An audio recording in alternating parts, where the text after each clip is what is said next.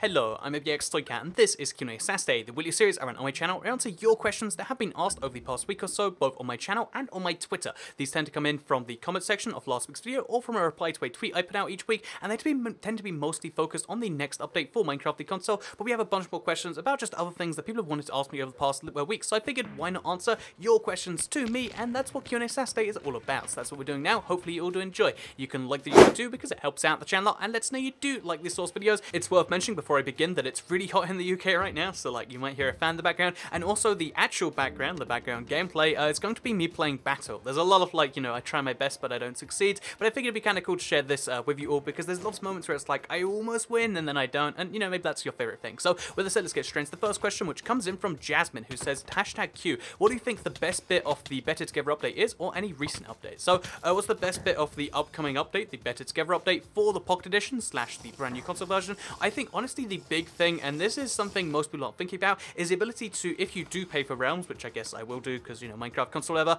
if you do pay for a realm, you'll be able to play that realm world not only on your Xbox, not only on your Switch, but also on the go. So you can be playing at home and you can be like, yeah, this is really good, but if you have to get up and go somewhere, or like me, I'm always taking flights places, you'll be able to like take the thing with you, play it at like the airport or something, and that sounds really great to me. The idea of having this world that can follow you around with you. Again, it doesn't work offline because it's server connected, but the idea that like, again, I can have it at home, I can have it at the airport, I can bring it with me to like whatever country I go to. I think that's a really cool idea, and I think just the idea of being able to play Minecraft, the same world everywhere, with the same friends everywhere, is really, really nuts. It's called the Better Together update for a reason, and it's not only because you can play with friends together, but also if you just want to be antisocial and play by yourself, you can do that everywhere together, which is weird. You can play with yourself, basically, is what I'm saying, and that's a good thing. But let's move on to the second question, shall we, which comes in from Pluke, who says, what are the best meals you've had with waffle bread? So I mentioned in, I think it was a vlog this week, that I've been replacing bread with waffles, because bread, like it goes off like a week after you buy it, and then you've eaten like 4 slices. It's not worth it, so I have waffles just lying around every time, because when you need bread, you get waffles instead. So some of my favorite things that I wasn't expecting to work, because chicken and waffles is, like a staple, like it really works. If you've never tried chicken and waffles, that's like my introduction meal. Throw some maple syrup, throw some hot sauce, throw some cheese, you've got the most delicious burger. But if you want to go for like a little bit more advanced waffle level, I'd say the first one is like, I tried kind of like toast, so I put the the waffle in the toaster like you'd expect, and then I put jam on it, or like lingonberry jam, and it was delicious. I just wouldn't expect that would work, but it does work perfectly. Waffles are better bread than bread, and everything I've tried so far has proven that. I also tried, I think it was like just a meatball sandwich, and I was like, yeah, this is really good. The only downside I will say though is that you can't fit as many like things inside the waffles because they're smaller than bread, but still it's a small trade-off for the better taste. So yeah, just always have hot sauce, always have maple syrup, and sometimes jam works too. This was way too long to talk about waffle bread, but let's move on to the third question already, shall we, which comes in from Vanos Animated, who says, do you think TU100 will be the last Minecraft update? And to answer this, because a lot of people think like, oh yeah, does TUs just go up to 99 and then it's over?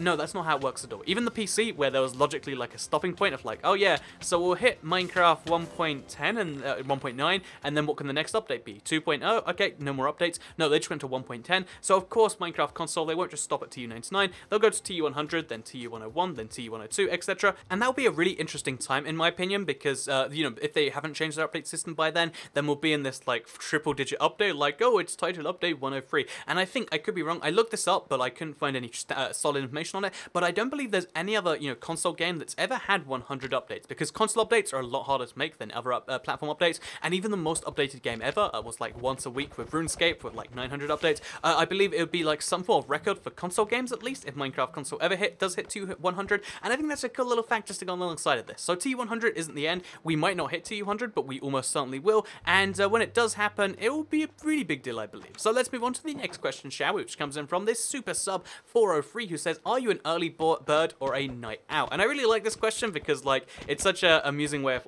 you can ask any question and just like add something to it, like, are you a negative Nancy or a positive pizza, or are you a pizza, or are you an early bird or a all-day albatross? Because I think, honestly, like adding birds to things is just a good way of doing stuff. But no, let's not focus on the question, let's focus on my answer to the question. And honestly, I guess it depends on what you're talking about. I really suck in the mornings. Like, I wake up in the mornings all the time, but I'm just not functional. Like, I'm just getting by. I'm just keeping my body going. Whereas, I'd say like by like 9 AM, I'm probably entirely fine. And at the evening, I'm a similar thing where it's like, oh yeah, I'm kind of tired now because I should be sleeping. Honestly, what I'm saying here is sleep is way too important in my life, and I don't get as much as I probably should. But I think the best time I get stuff done, like when I'm most productive, is probably in the mornings. If you're curious, I'm recording this in the afternoon, and it's the last last video of the day because it's so hot, like I mentioned. But yeah, like I'd say most of my stuff is recorded in the mornings because that's when I'm most like excited and doing stuff and whatnot. But when I do most of my thinking, when most of my like, I guess, the ideas come from is the late evening, like, because that's where I'm like, you know what, it's 11:45, I should be sleeping, but wouldn't it be cool if I did a top 5 like brand new things that this update has changed forever, or wouldn't it be cool if I did this or that?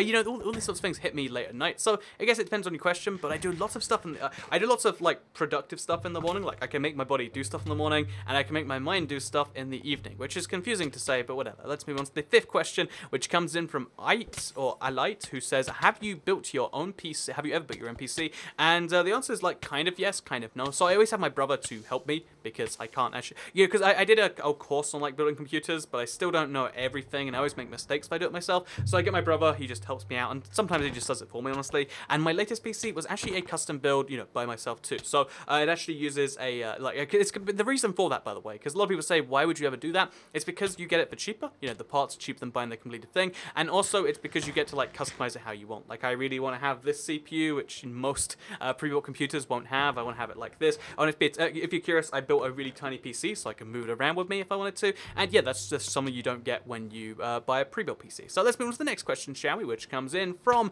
Jovan is only go, who says, what mobs do you think will come in the future? So to answer your question, Jovan is only go. I think that honestly, making guesses is like a hard one because we don't know at this point. However, if I'm going to make some like guesses, and at least one of these will come in the next year, I'd be willing to bet it. Like I don't know what I'll bet, but like I'll eat some malic acid or something. But basically, I believe that in the next year or so, we'll see either turtles, alpacas, or we'll see another boss mob. One of those 3 things in the next year. Mark my word for it. July 6th, 7th, 8th, 9th, July the something 2018. This will have happened by then. One of those 3 things. It'll probably be turtles, I think. Honestly, turtles the most likely. But alpacas would be nice, and a new boss mob would be great too. So yeah, turtles and alpacas, maybe even both. That's my official prediction. We don't know yet though, because we wait till like, you know, I don't think even Jeb knows right now, but I know it'll be turtles. So I know more than Jeb is what I'm totally saying here. So yeah, let's move on to the next question, shall we? Which comes in from Zalonix, who says, #Q and potential answer. Do you play mobile games? If yes, have you played Clash Royale? I really recommend it. So I have played Clash Royale actually, and I really like Clash Royale. I used to stream it a lot back in the day, but the thing about playing mobile games is I just don't really do it so much anymore. I know this is like a weird thing, but like I mostly play on the consoles because it's like a dedicated thing. It uses my big TV. It's a bit easier to like disconnect and play it that way. But also like when I have mobile games, they're mostly just, you know, because most mobile games are free to play, it's mostly just like, oh yeah, how much can we tempt you to drag money out of your wallet? And it's like, if I'm going to be spending money, I'm going to be doing it in a way that's not just me feeling bad about it. It's the same thing with like charity dudes on the street. Like I'm not going to give you money because you made me feel bad into giving you money. I want to give money to something, you know. It's the same sort of thing with games where I just don't like that. I don't want to, you know, I'm not going to spend my time to be assaulted and ask for money. So I just don't play with mobile games for the most part, with one exception, which I'm going to recommend. If you have Facebook Messenger, there's something called Messenger games where you can like play 1v1s versus someone. The games are really simple. They all take like a minute to play, and they're, you know, they're pretty good in that way. So yeah, would recommend Messenger games, but mobile games in general, not really. I play Hearthstone, but it's not even a mobile game, and I play Minecraft, but it's not really a mobile game. Most of the games I play on mobile aren't mobile games, so yes and no is my answer, Xanonix. But let's move on to the next question, shall we? Which comes in from Paddy Casey, who says, Toycat, do you like planes, and how much do you know about them? And honestly, planes are one of these really weird interests I picked up, because over the past, let's call it like, I don't know, like 2 years I've been flying a bunch now. Like I started to like just get curious at the first, like, oh yes, so I've been flying a Ryanair, it's been the same plane every time, like the seats are the same, the, you know, everything on the outside looks the same, and then I fly this airline and it's the exact same plane as them. I wonder why that is. Oh, it's the Boeing 737, apparently, whatever that means. This is just the most popular plane in the world. And then like I went on a different plane. It's like, I wonder why this one's so small. And then just from there, it bundles into like, oh, now I'm, you know, I've got really into it. Like, oh, I'm really excited about these new planes. If you don't know, I think Boeing just came out with a brand new like 737 Max or something. It's gonna change air travel forever. It's like, yeah, this is like exciting stuff to me somehow. And it's actually kind of interesting when you realize just how into you can get into pretty much any subject.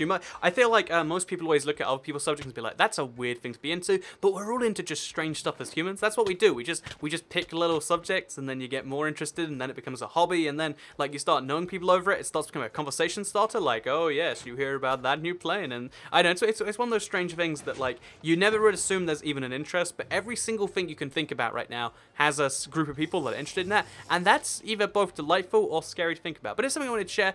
Thank you for asking the question, Paddy. But let's move on to the next one, which comes in from the Mr. Blazing James, who says, hashtag, why the hashtags? I don't know why people hashtag in the YouTube comments. I don't understand if they do it because they think that that's how they get picked, or if they think that, like, oh yeah, hashtags just, they work and they don't do anything, but whatever. We'll go over this once every few months. Some people won't change, so how comes you don't do Minecraft Story Mode news videos? So the reason I don't do Minecraft Story Mode news videos, with very, very few exceptions, I think I'll upload the trailer or something, you know, like, just so you can see it, is because most, you know, YouTube channels that do news are like, oh, here's a new character, it's exciting, and I don't want to ever knock those guys because, you know, I'm sure their audience enjoys that, but to me personally, like, I feel like these games is somewhat mediocre, but even if you think they're exciting, I think, like, looking at every detail and just guessing what will be there isn't my thing. I think some people are really into Minecraft Story Mode, and that's great for them. I'm really glad that's a thing that exists, but for me, it just isn't the same at all. It's like, oh yeah, this is a game that will come out in a week, and I'll play it, and it might be kind of good, but we'll see about that. So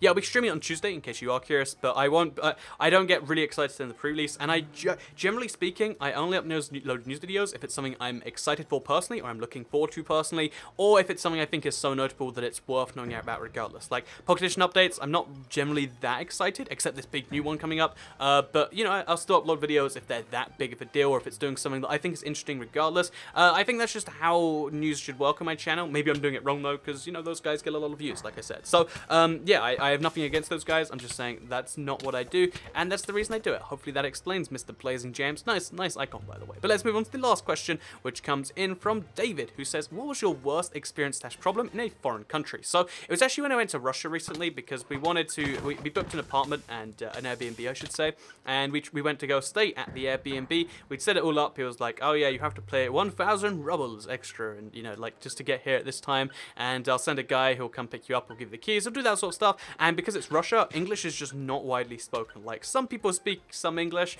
but it's not like, you know, you can't just expect to speak English people, which is why it was terrifying when we got to this building, like maybe at like midnight. It's really late, you know, we're in the like we're a part of Russia, part of Moscow. It's like a little bit dodgy, like everything's just a bit wacky and weird, because you know, that's how new countries are. And we get there and he's just not there, he just doesn't show up. And then I tried to like text and message him and he doesn't. So then I tried to like work out if like we can knock on the door of the building and find him, like maybe his Airbnb's, and you know, something like that must have gone wrong. So like we speak to everyone around there, but we can't speak to anyone because there's no English. And it's just terrifying being like, oh yeah, so we can't stay at our place and we can't find a new place online because it'd gone past midnight, so you couldn't get a hotel room from the last day to that day. It was a terrifying thing, and yeah, that was probably the worst experience of just like, I think I've messed this up, not only for myself, but also for the guy I was traveling with, because I'd booked all the accommodation, and then the guy like backed out, and that makes me feel, it was just one of those things where I was like, this is terrible. But I think honestly, it's taught me that even when things go that badly, it's still just like, you know, there'll be something you can do, and I guess that's kind of nice, isn't it? So yeah, with that said, I hope you all enjoyed this week's Q&A. If you did like it, like the video and let me know, because it helps out the channel, and let's know you do like these sorts of videos. Share if you really liked it, and subscribe if you're new around here. I make videos like this one every single day on my channel, and if subscribed, you'll see them daily on your homepage. Thank you very much for watching, and I'll see you next time. Goodbye.